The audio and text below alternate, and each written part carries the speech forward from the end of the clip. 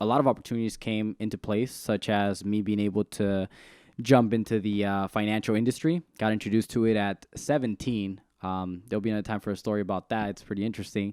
But now I've been in the industry for going on 4 years now, and that experience has been great. I feel like it's a big part of my purpose being a part of my company, and I feel like even adding on things such as being a part of this podcast, now being a co-host, which obviously there's a story to that as well. After I was a guest in one of the Bliss Seekers episodes, I remember dropping the seed, planting the seed to Isaac, just letting him know, hey, if there's ever an opportunity where you need a co-host or need my assistance, let me know. I'll be your guy.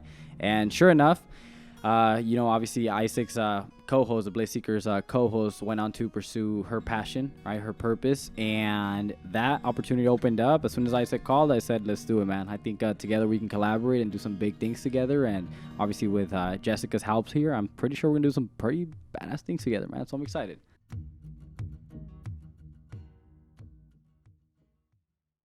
Welcome back to the podcast. Today is very, very special because guess what? We have a new Bliss Seekers team, and I'm excited about the new team.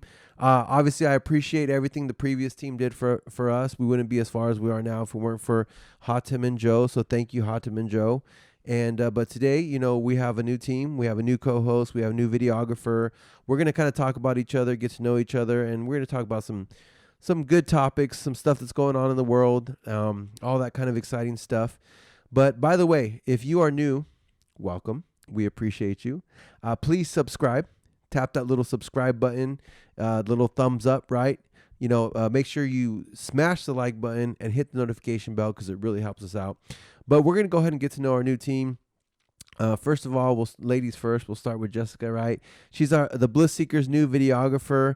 So Jessica, tell a little bit about yourself, a little bit about your background, what you do. We'll talk about how you got here and what you're excited about being part of the Bliss Seekers. All right. My name is Jessica Howell. I have a degree in broadcast journalism from San Jose State University. So my passion is video editing and broadcast type of media. I'm also a big sports fan, Bay Area sports all the way. San Jose Sharks. I've been season ticket holder for a while, so those were my favorite games to go to.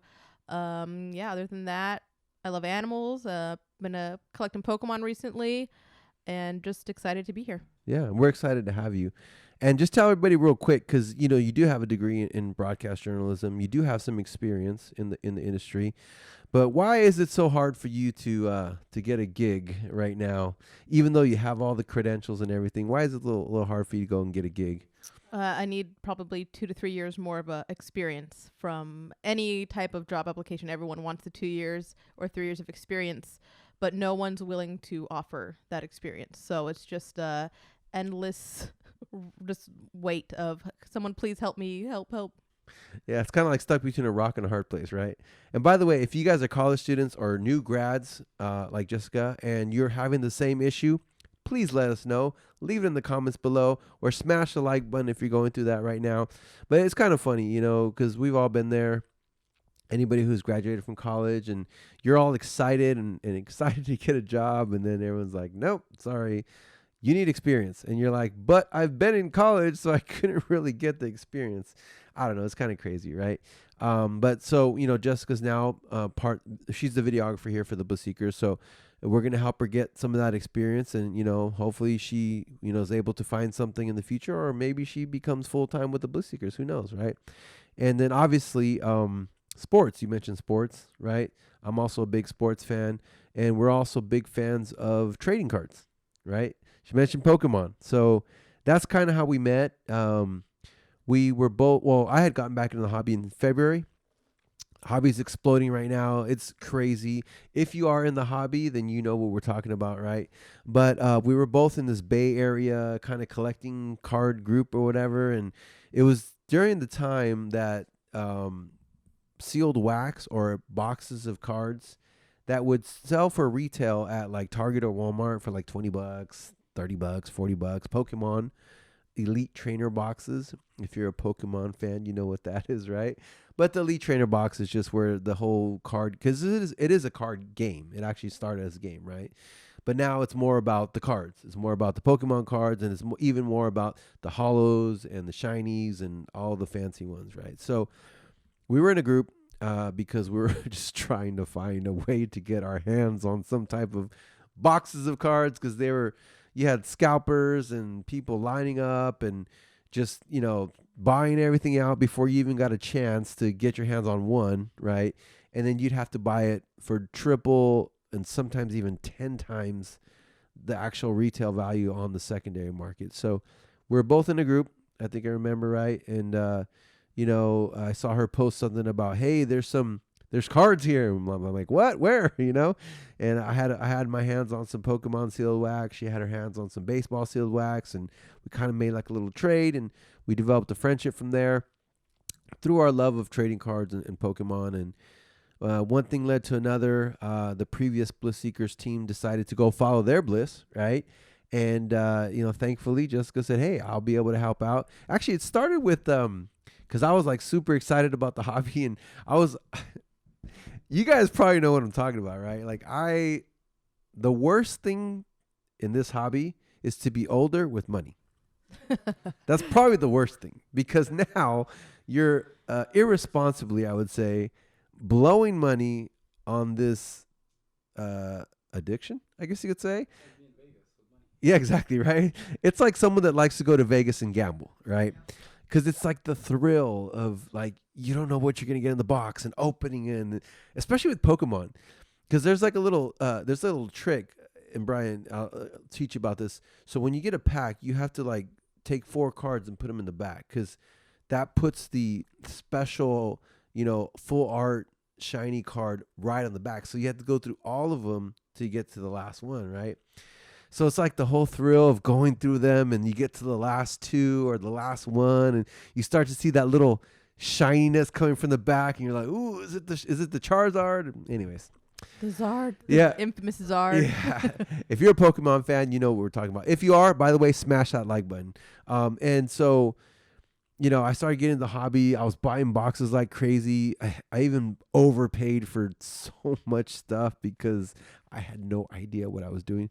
Like, I was buying some cards that nobody buys if you know what you're doing, right? I was buying like the worst sets, and anyways, I was just excited. So long story short, we're both in the hobby. We're both kind of spending way too much money than we should. And but we became friends, and now she's here, right? Yeah. And I'm excited to have her. She's very talented, and whether she stays with us or not, I want to help her also find her purpose and follow her bliss, right? So we could talk about cards forever. We probably will have our own podcast on that. Yeah, definitely. I mean, my favorite memory is when I was I woke up at 6 a.m. I said, I'm going to get cards. I went to Target, and I rolled up, and there's nobody staying outside, which was insane because people camp out like nights before. So I roll up there, and I'm like, I'm first in line. I'm all happy, and I'm standing there, and then I just look out into the parking lot, and like 5 guys just get out of their cars, and they come up to me, and they go, "You're number 11." What? And I said, "What do you mean? I'm number 1. I'm standing right here in first spot. I'm number 1." And they said, "No, we've been sleeping in our cars overnight, so you are number 11." And they all were like surrounding me, like I'm just by myself at 6 a.m. at this Target, and they're telling me, "Oh, the street sweeper is gonna come up here and sweep this, so that's why you can't get in." I was like, "No, I was here like last week. No, they didn't." And so eventually, I'm very stubborn as a person, and I was like, I'm not leaving. Like, I'm number 1. I'm gonna stand my ground. But then they just kept, and then even more started coming out, and I was like, okay, you know what? Got to pick your battles. So I said, fine. So I went and I moved back, and evidently I didn't get anything that day because they took everything before I had a chance, except for one scalper guy came up to me and said, "Okay, I'll sell you one thing for retail." And I said, "Okay." So he sold me one thing on for retail, and he said, "Now don't go make any posts about us being bad." I said, "Okay," because I made a post on a group saying like, "No, I can't get anything. These scalpers are like charging like crazy prices," and I was just so frustrated. And so he was like, "I don't want to see you posting about us." And I'm like, "Oh my god, okay." So I got one thing for retail, and about 7 guys looking at me like, "You better get to the back of the line." That's crazy. So there's a sealed wax mafia out there, by the way. Right? Yeah. So, I don't know. The hobby Careful, guys. was getting Careful. crazy for a while. I mean, I just got back from Hawaii. I was gone for 2 months, which might have been a good thing because it was kind of like a rehab program for like trading cards, because like the addiction that I had literally is gone. Like I still love it, but I'm not like how I was, where I was like, I need to get my hands on some stuff, like, anyways. So I just got back from rehab. It's called Hawaii. So if you have a addiction of trading cards, go to Hawaii for 2 months and then you'll kind of forget about it. Hopefully you will, right? I don't know. There's still a big card community in Hawaii. They call it 808 Junkies, right? But anyway, so that's how we met. And thankfully she's here and alive, and she didn't get, whatever by these card mafia, right? Yeah, that's kind of sucky. Like they're picking on girls over here and telling them, no, get to the back of the line. So anyways, that's how Jessica and I met. She's now the Bliss Seekers videographer. We're going to have amazing content still. She's awesome.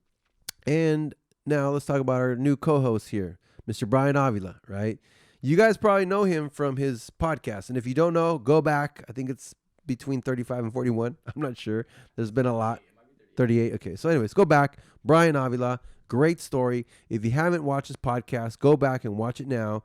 But Brian, tell them a little bit about yourself, your background, and what you're excited about being our new co-host. Yeah, no doubt. So, So I come from Monterey County, Salinas, the east side of Salinas. Again, if you don't know where Salinas is at, it's the east side. And here's the thing.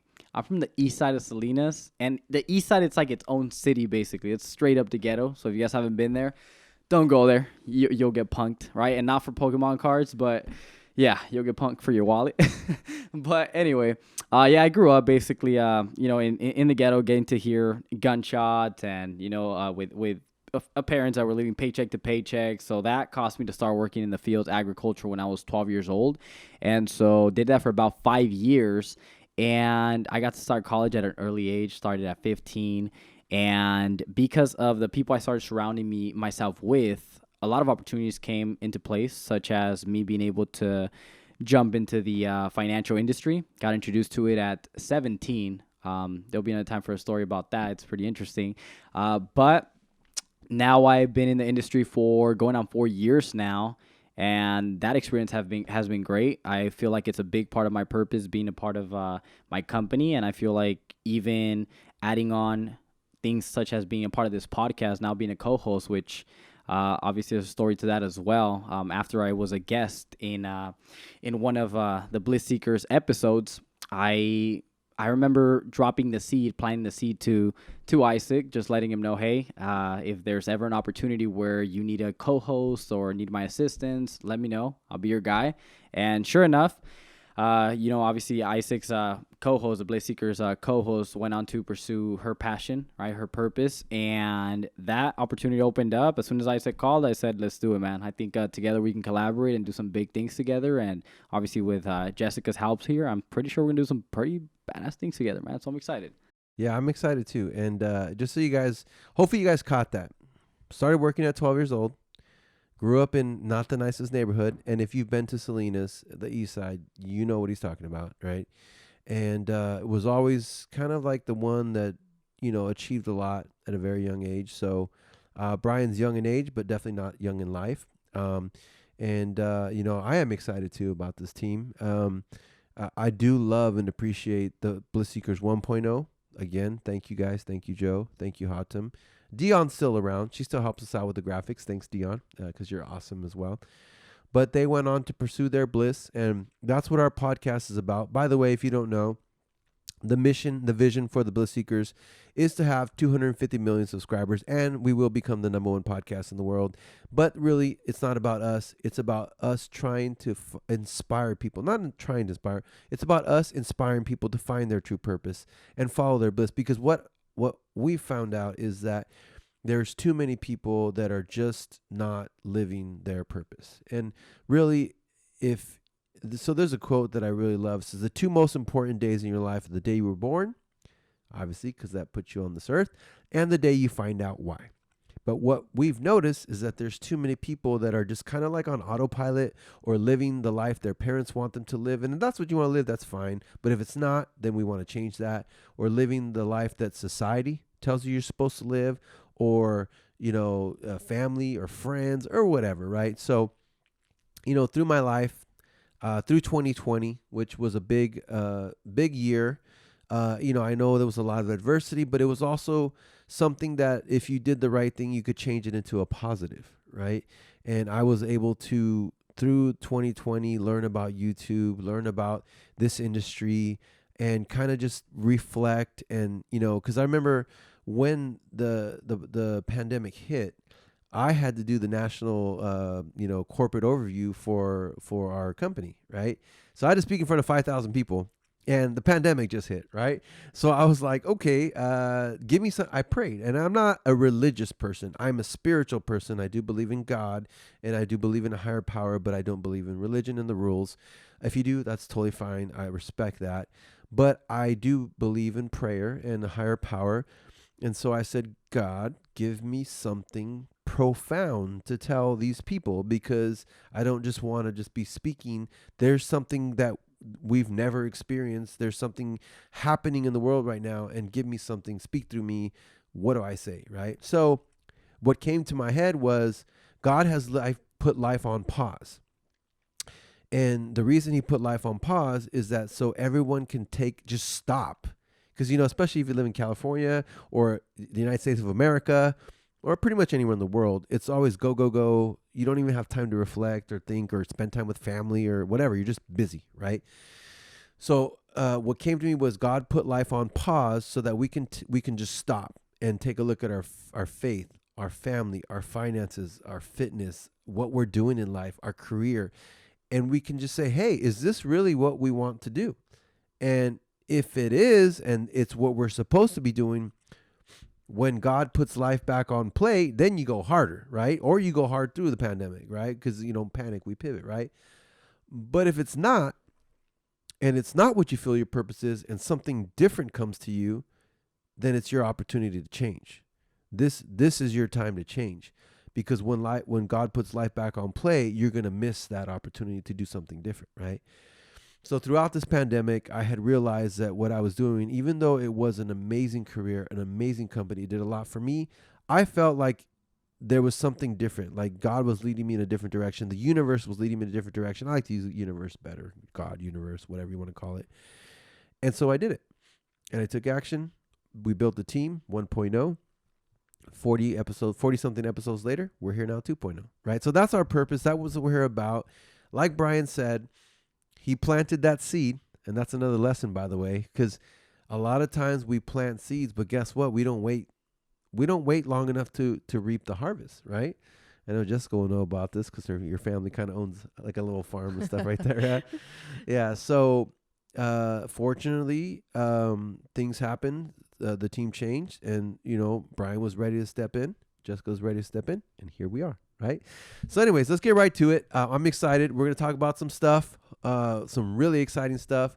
So buckle your seatbelts. Just kidding, right? Anyway, so I don't know. Let's get right into it here. So the first thing I want to talk about is there's a very famous billionaire.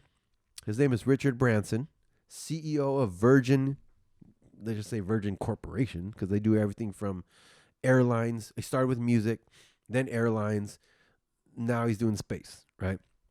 So it seems like, Richard Branson was the first out of all these billionaires that are having like I don't know how you want to put it, but kind of like a competition, right?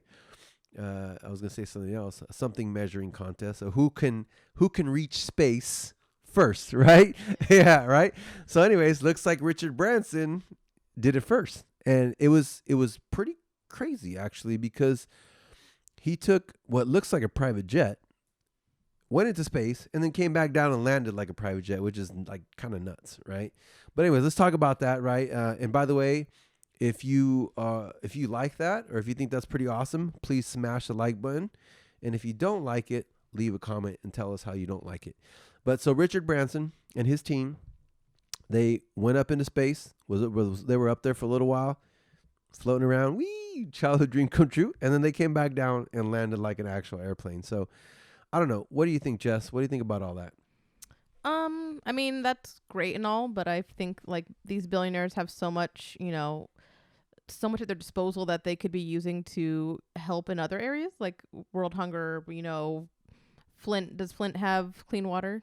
Nope, they do not. So, you know, there's problems, even, I mean, the homeless problem. There's problems that are going on in this country and in this world that could use, you know, their help. And they have these billions and billions of dollars that I'm sure they're not going to spend in their lifetime because they have so much wealth. But why not help those who need it is how I look at it. Yeah, and I feel you on that one because, yeah, definitely these guys are billionaires for a reason. They're very smart. And by the way, Brian and I both come from the financial industry, so we have nothing against having a lot of money and being a billionaire. Nothing wrong with that. There is some really bad billionaires out there, and there's some really good billionaires out there, right? But it does kind of make you wonder, like, why are these, like, pretty much people ahead of their time, like Elon Musk and Jeff Bezos? Elon Musk created PayPal, and then he took all his money and then created Solar City and Tesla, and everyone thought he was nuts. And then he took all that money and created SpaceX, and now he was the wealthiest man in the world for a little while, and then the stock went down, and then Bezos went back. So we're talking about people like Bezos who created Amazon, right? A system that made him the richest man in the world. But what I like what Bezos said is that he actually created a business that made a lot of other people wealthy, because Amazon is $1 trillion company. He's only worth like less than 200 billion, which only, right? It's a lot of money. I get it, but I'm just using math here. So he created $1 trillion in wealth. His portion was 186 billion or whatever. That means he created 800 plus billion dollars of wealth for other people, which is people like you and I. Because if you know what Amazon FBA is, that means people like you and me can go and find a product on Alibaba, market it and sell it, and become very wealthy by selling on Amazon. So, and then Branson, obviously, he made his money through media and airlines and all that. But it just kind of makes you wonder, why are they so adamant and excited about getting us off this planet? Because I know they probably have access to information that we don't have access to, right? Why is that? What do you think about that, Brian? I'm very curious to know what that reason is. I think it really piques my interest when I see them so passionate about reaching, you know, to getting to those places like the moon, and like Elon Musk with Mars and trying to, you know, take some of the population out there. I'm just kind of curious to what the world will look like. Will we even get to, I mean, at the rate that it seems like they're going, it does seem like we potentially might be, that's going to become very possible that in our lifetime we'll be able to experience that. By the way, the first thing I came to mind when we started talking about this topic was there's this show on Netflix. It's called, I believe it's called Manifest. I don't know. I've heard of that. It's like number one, right? It's like number one out there right now. And when you were talking about the jet-looking plane, basically, that took him out to space, I was thinking, man, okay, well, you know, because if you look at it, it looks like a simple plane. It doesn't look too complicated. It doesn't seem too complicated. So I figure, you know what? Who knows? I mean, what if these wormholes are a thing? What if I don't know? There's too much to that. And I think unless we're in their head or in their close circle of influence, then we might not really get those answers soon. But again, there's that other point of view, just like Jessica was mentioning, where there's this post that I saw that talked about how if all these billionaires out there were to just be able to donate 1% of their wealth, just 1% of their wealth, right? Collaboratively, they would eliminate world hunger. Wow. And with the rest of that money, well, sure, let's go to space after that, right?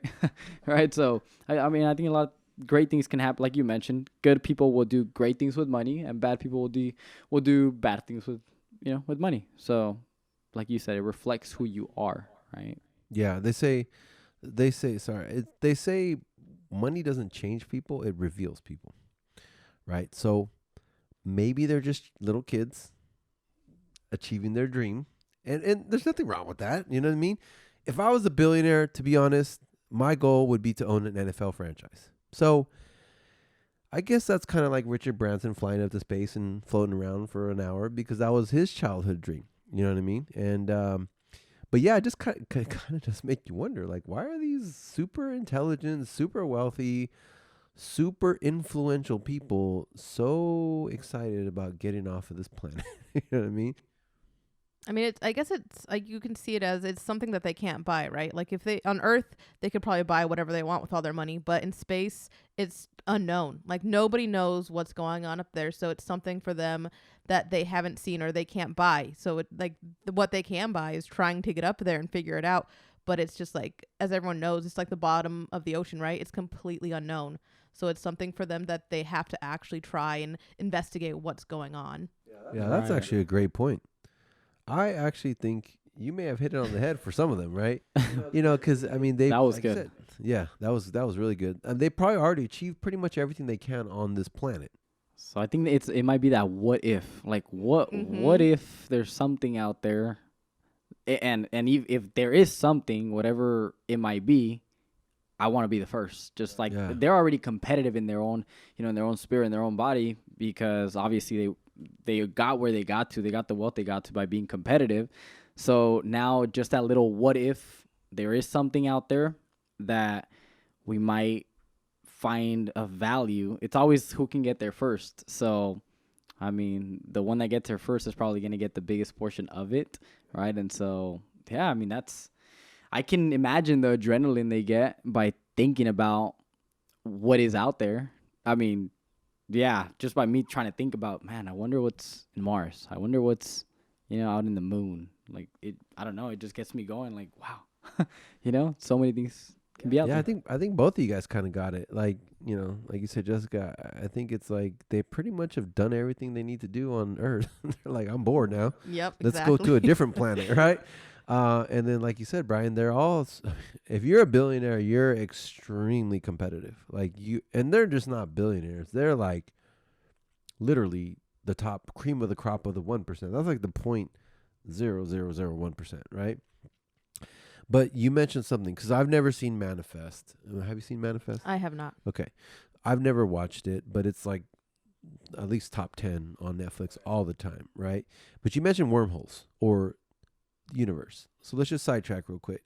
Well, it's the same topic anyways, but you cannot think that we're the only form of intelligent life in this universe. Like, it's galaxies upon galaxies that will take many lifetimes to reach, right? And so I believe, I don't know, I don't have any proof, and even Elon Musk has said there's no such thing as aliens, and he probably would know. Maybe he is an alien. Maybe that's why he wants us to believe that there is none, right? Who's to say? Yeah, exactly. But like, just common sense says like there has to be some other type of life out there. It just can't, this billions of universes and galaxies, and we're the only intelligent, and you can question that we're not that intelligent because we're kind of killing ourselves, right?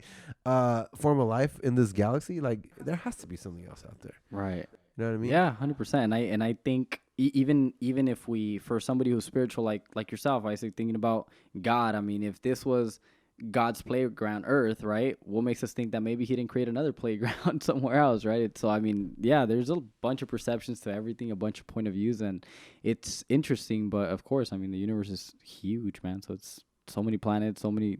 Yeah, I mean, I'm sure there's something out there, right? And so. Yeah, and so, it still was a pretty pivotal moment in our history, I guess you could say. I don't know if this is true either, but because you see so many things on the internet. But I saw something on I think it was Instagram or Facebook, where they asked Neil Armstrong to pledge on a Bible if he actually landed on the moon, and he would not do it. They said, "Will you swear on this Bible that you?" And he said he would not do it. He was like, "No, I'm not going to do it." Right. So that kind of makes you wonder too. I don't know if you can trust everything you see on Facebook, but I'll have to look into that and confirm whether that is a fake news or not. I think I saw that too. I think I saw that too. I was curious about that too. By the way, if you guys know what I'm talking about, and if it is fake news or if it's real, let us know. Leave it in the comments below, right? But anyway, so, we're now going up into space and coming back. I think it's going to be like a JetBlue flight to Las Vegas in the future. Like, pretty much it's like, hey, I'm going to space. Where are you going this weekend? I'm going to the club on the moon or something like that. Oh, that'd be intense. That'd be intense. Yeah. I mean, because I don't know. It's pretty crazy. But I don't know. I've always said that I want to live to 140 years old. I don't know how long you guys want to live, but I want to live as long as possible, because not in this body, because I don't know what a 140-year-old body would be like. I was gonna say, Yeah. I don't know. I know. I was about to say. I'd probably be like a prune with a brain or Vegetable. something like that. Yeah.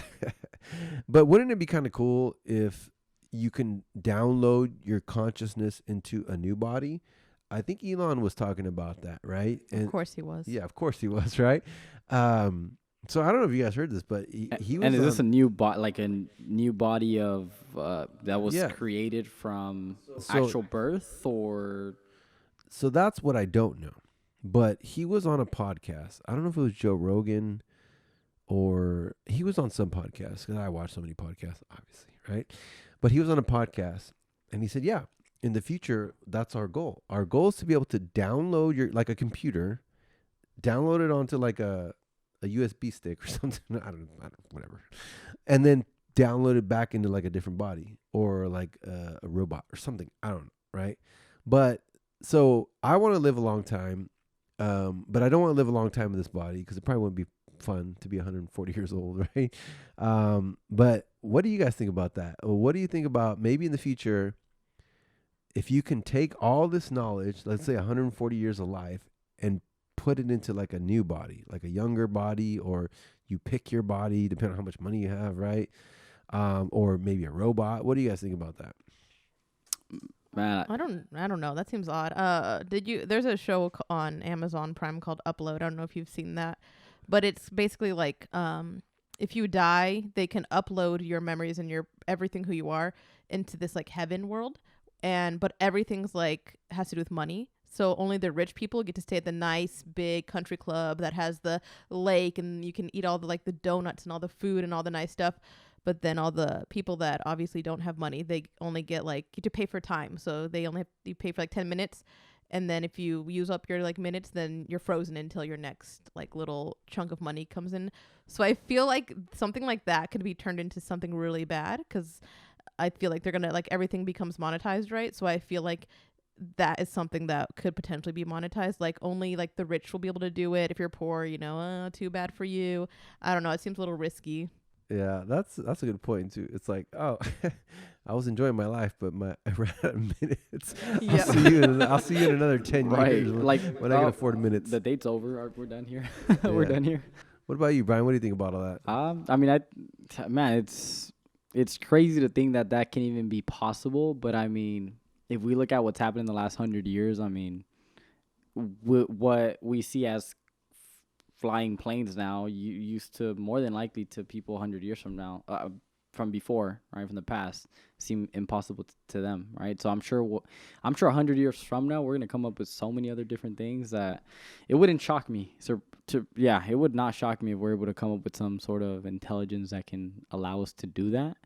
Now, what kind of effect it will have, that's a good thing to think about, I guess, if it'll be a good effect or a bad effect. Like she mentioned, I'm sure there's, like Jessica mentioned, right, there might be good things that come out of it, but also bad things. And then we can even go into talking about time traveling and, people coming back from the future just to change that again and all that stuff, right? We see a lot of movies about that kind of, it's just, there's so many things to that, man. I don't think my little brain can I know we're getting to my like anxiety issues, like death, like what happened after I'm like, whoa. what's gonna happen? Just freaking out. Okay, I time to change know. the subject, You're right? gonna have like a panic attack. She's, right? she's like, have I been good? Is it hell? Is it heaven? Where, I where know, am like I what's going on? I don't know. What do you guys think out there in the YouTube world? Let us know. Leave it in the comments, right? So I don't know. Let's switch gears here. So I don't know if you guys watch UFC, but there was a really big UFC fight this past weekend. I'm a big UFC fan. I've been watching MMA for a long time, and it was McGregor, Poirier. Sorry if I killed your name. Sorry. Dustin Porier and Conor McGregor, the trilogy, right? And so they fought 3 times. Well, this is the 3rd time they fought. They fought twice before. McGregor won the first one. Poirier won the second one and knocked him out, actually, pretty bad. Like, put him to sleep, right? I don't know if you guys saw Jake Paul trolled McGregor before the fight. Oh, yeah. And invested $100,000 in a diamond necklace that had McGregor just to make fun of him. Yeah. Of course, he Not did. not just knocked out. He had him with his leg, with his Yeah. foot twisted, just Yeah. like in Uh, the fight. Yeah, it was crazy. And by the way, I think Jessica she has her own feeling about the Paul brothers. But so, anyways, Jake Paul trolled him before the fight. It was a big fight. McGregor looked sharp, by the way. Sharpest I've seen him since he basically made $100 million and kind of was never the same after that. Well, again, it's amazing what he's doing. He's the highest paid athlete in the world right now, by the way. Number 1 on Forbes. Yeah, but he has not been able to win in his last 4 or 5 fights. The only fight he won was against Cerrone, Cowboy, and Cerrone was pretty much done. You know what I mean? So he's lost every fight. He lost this one very bad, snapped his leg. Like, it was really gruesome, right? And was not humble in defeat. And there's been a lot of hoopla about it. And I don't know if you guys saw, Tim Grover. You know who Tim Grover is? Yeah. So Brian, Jessica, he wrote the book called Relentless, and he was Michael Jordan's trainer. Oh, okay. During Michael Jordan's career. So he knows about winning, right? And he has this book called Relentless where it talks about different types of winners, right? And Jordan, obviously one of the GOATs, was a cleaner, he calls it, where they basically they know their dark side, they know their good side, and they will do whatever it takes to win, right? And there's not many people like that. There's like Jordan, Kobe Bryant, Tiger Woods was before he had a little issues, Michael Phelps, maybe. Maybe Michael. Tiger was a cleaner, and then he went through some adversity, kind of like Connor, right? It wasn't the same thing, but it was. He got to a point where something got in the way of his focus, of his toughness, and so Connor, I'll be honest, he was my favorite UFC fighter of all time. I just loved his bravado. I loved the way he used the law of attraction, because when he was on his rise, he did it in 6 years. He went from broke nobody to $100 million man and the biggest UFC star in the world in a matter of 6 years by speaking it into existence, by having extreme confidence, by believing in himself, by willing it to happen. But now he's been on this losing streak, and he had a gruesome injury where some people don't even ever come back from, right? And he was not gracious in defeat, and for some reason he just cannot get back to winning. So what do you guys think about that? I guess we can start with you, Brian. What do you think about that? Do you agree with Grover? Do you think he'll be back, or what do you think about that? I believe based on his, he posted a couple posts regarding that. There might have been one post, but it had a long caption, and he went in detail regarding how Connor hasn't been able to acknowledge certain things that cost him to have losses. And since he hasn't been able to acknowledge them, it's been hard for him to jump back in the ring and have a full comeback, basically, right? And I thought it was hilarious, the comment he made. The comment he made to, how do you pronounce this guy's name again? Poirier. Poirier, yeah. The comment, yeah. So, it was like a sore loser type of comment. But yeah, I think it has a lot to do with, I think anytime you take a big loss in anything, it sometimes can take from you, and unless you're able to pull yourself out of those dark shadows, then you're gonna stay there for a while, right? And again, Tim Grover describes it a lot better than myself. So if you guys haven't read his book, or you guys don't follow him on social media, follow him. One of his recent posts is where he talks about why Conor McGregor has not won after trying to come back after his losses. So he's probably going to explain it a lot better. But yeah, I just think you need to be able to acknowledge your mistakes, what you've been doing wrong, and be the bigger person, right? And that'll help you snap out of your shadows. And and I think it's more of a mental game than anything, to be honest. Unless we're really in his head, I think it's going to be really hard to understand exactly what's going on in there, exactly what he's thinking when he's in the ring, etc. Because we all know Conor as somebody who's he's a really good instigator. He talks a lot, and again in sports, especially in UFC and boxing, you want to hype it up. You want to hype it up for the fans, etc. And so, sometimes people like Conor McGregor are really good at it, that we think to ourselves, man, he has a chance, right? and then this happens, right? And defeat happens right away. So yeah, I think it's more of a mental game, man. But again, Tim Grover, he breaks down exactly what he thinks is going on in Connor's head, and he explains it really good. So you guys gotta make sure you guys give it a read, and I think you guys will get something out of it. But what about you, Jessica? What do you think about this?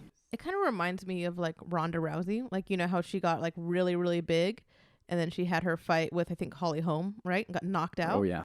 And then after that fight, she was never the same, right? She tried for a bit, and it was just, she was no longer like that Ronda Rousey that everyone was like obsessed with. I don't know. It just seems like sometimes they get into like those certain fights where they get knocked out, and then after that, they're just like never the same. Like you never get that firepower, that like strong individual. I don't know what goes on. It might be like, maybe it's psychological. Maybe they get some kind of brain injury where they can't really perform at the same caliber as they used to. But yeah, it really sucks when that happens, because he was like the main guy, right? He was like the big fighter, and I remember like watching him and seeing his antics, and he was like kind of like the villain. He gave you that like, oh, I'm like this big like guy. I'm gonna do all this stuff, and like didn't he go after Khabib's mom or something? I remember, or his dad. Yeah. He was just like, he played his role so well as the villain. Like he was such good like publicity for UFC, right? He played his role so well, and it's sad to see him kind of falter from that. Yeah, you're just coming up with some awesome nuggets. That was good.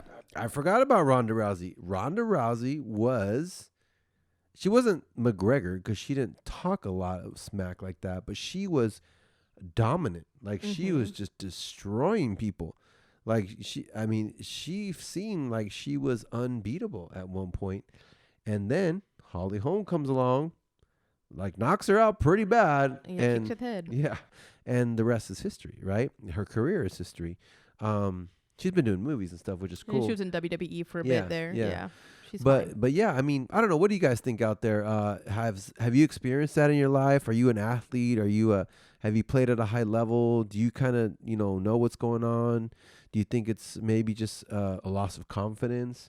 Tim Grover talked about he hasn't been able to go back to hell. He puts it right, because he says you have to be able to go through hell to be a winner, right? And when you reach a level of success that Connor has financially, by the way, I mean the guy's worth over 100. Imagine going from broke to being worth hundreds of millions of dollars. Now the highest paid athlete in the world.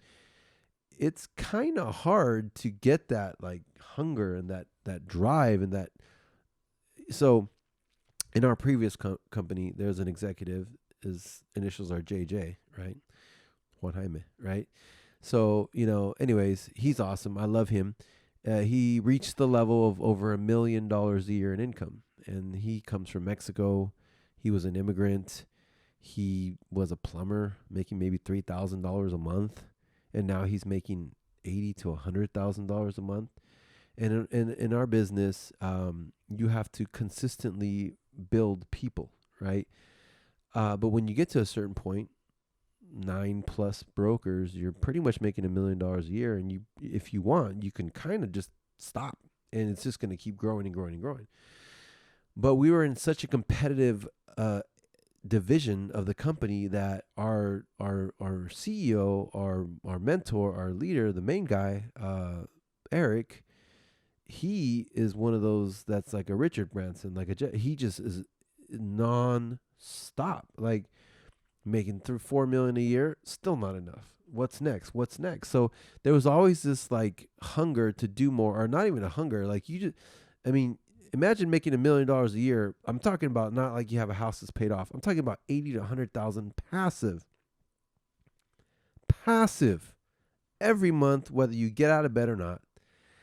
And these guys are still out there grinding and doing the stuff that you're doing when you're broke and just starting the business, right? But Juan had a perfect analogy. He said, it's like you own the Bentley, you own the mansion, you own everything, but you're going to give it all up. You're not going to give it up, but you're going to go back to taking the bus to work. And you're going to go back to starting from scratch and doing it all over again. That, I think, is probably extremely difficult if you've reached the level where you kind of feel, I don't want to use the word comfortable because I don't think any world-class successful person ever gets comfortable, but, and Milet always talks about this, like there's a price that everyone can be bought at, you know what I mean? And not like they're selling themselves, but it's kind of where you slow down, where you're like, I'm done. Like no matter what, you're like, I'm done. And there's nothing wrong with stopping at $1 million a year. And there's nothing wrong with stopping at $500,000. There's nothing wrong with stopping at $10,000 a month if that's what you think is your dream or goal, right? Or 5,000, whatever, right? But I feel like that might be kind of what happened. I don't think that happened to Rhonda. I think Rhonda kind of lost her confidence. I think so. Because she didn't reach the level of success monetarily that Connor did. But I think Connor, because he was so polarizing and, you know, just that it was just, I think that's what happened. I think, I'm not going to say he was bought, but I think he reached a level of wealth and comfort and success, which he deserves, that it is kind of hard to go through training camp and talk the talk that he used to talk. I mean, when you're broke and you have nothing to lose, it's easy to do that, right? But when you're worth hundreds of millions of dollars and your family is set and your kids are set and your grandkids are set, I mean, whether he's going to admit it or not, I think deep down he's like, why am I even doing this? You know what I mean? Like the dude just broke his freaking leg, like snapped it. Like that's the kind of injury that will end careers, you know? So I don't know. I think I'm just kind of talking about this a lot, but I think that's kind of maybe along the lines of what could have happened. It could have been a lot of the things we talked about, but I think it's a pretty interesting topic actually to see, you know? But I mean, I love Connor still. Hopefully he's able to come back, because I would love to see a 4, you know, because 3 kind of got stolen. I was mad. I want my $69.99 back. I was like, I did not want this fight to end like that. I mean, the other fights were really good, by the way. And that's what I love about UFC. The best always fight the best. You know what I mean? And that's why careers don't last very long, because the best are always having to fight the best in their prime, right?